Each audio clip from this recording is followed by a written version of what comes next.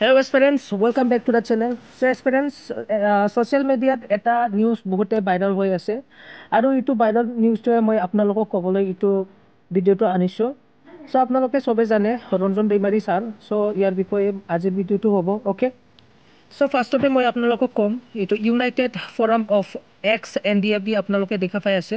So Shri শিলা Basumatary left ছাইডত আপোনালোকে চাই ল'ব। প্ৰেচিডেণ্ট অফ XNDB আৰু জেনেৰেল ছেক্ৰেটাৰী এইপিনে আপোনালোকে চাই ল'ব ৰাইট ছাইডত শ্ৰী ৰাজ বসুমতাৰী। চ' ইয়াৰ পৰা আহিছে নতুন যে fire and peace candle lightning programme আহিছে ইয়াৰ পৰা okay for Ranjan Tiwari alias doctor Nabla founder president of the NDFB and prime signatory of Bodo peace accord 27 Jan 2020 and others leaders and cadres in Guwahati Central Jail. Okay. So ইটো কিহৰ কাৰণে আহিছে মই ফাৰ্ষ্টত ইটো বড়ো লেংগুৱেজত লিখা আছে মই বড়ো লেংগুৱেজত পঢ়ি দিম ইয়াৰ পিছত মই আপোনালোকক অসমীয়াটো বুজাই দিম ওকে।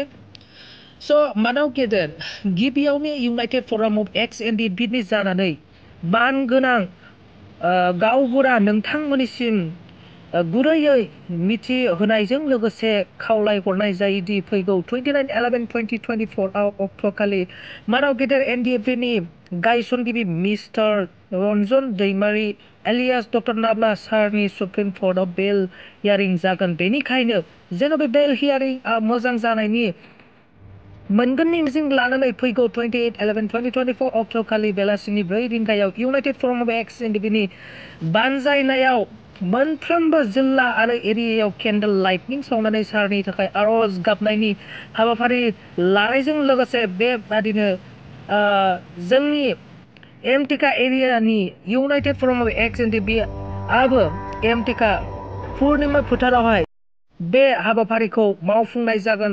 बेखायनो नोंथां आरो नोंथांनि गामिफोरावबो बे हाबाफारियाव बाहागो लाफैनो गुरैयै खावलायहरनाय जाबाय गोजोन्थों।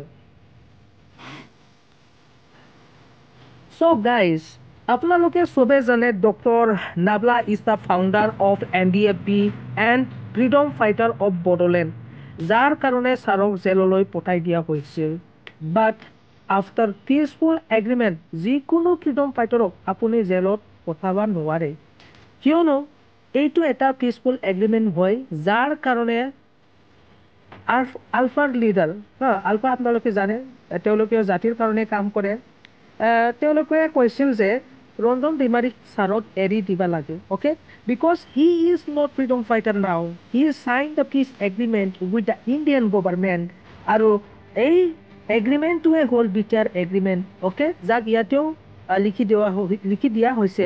বাট দুখৰ কথা আজি লৈ ৰঞ্জন দৈমাৰী ছাৰক এৰি দিয়া নাই অ'কে।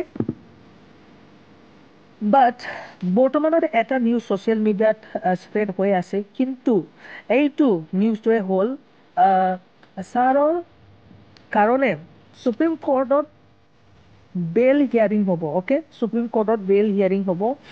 ৰঞ্জন দৈমাৰী ছাৰৰ যিমানখিনি কেছ আছিল চব নট গিল্টি কৰা হৈছে অ'কে যিমানখিনি কেছ আছিল চব নট গিল্টি কৰা হৈছে। বাট এটা আৰু কেছ আছে এই কেছটোৱে 29/11/2024 হিয়াৰিং হ'ব অ'কে 29/11/2024 হিয়াৰিং হ'ব।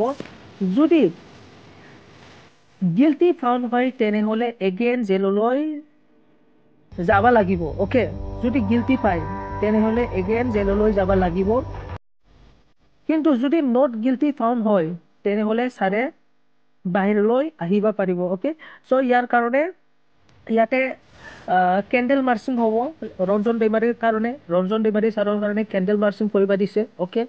আৰু মই ভগৱানৰ প্ৰে কৰিম যে হে প্ৰভু নাবলা ছাৰক জল্দিকৈ উদ্ধাৰ কৰি দিয়ক অ'কে। চ' এইটোৱে আহিছিল NDFB ফৰাম অফ XNDB পৰা অ'কে। চ' গাইজ মই ভিডিঅ'টো ইয়াতে বন্ধ কৰা হ'ল থেংক ইউ।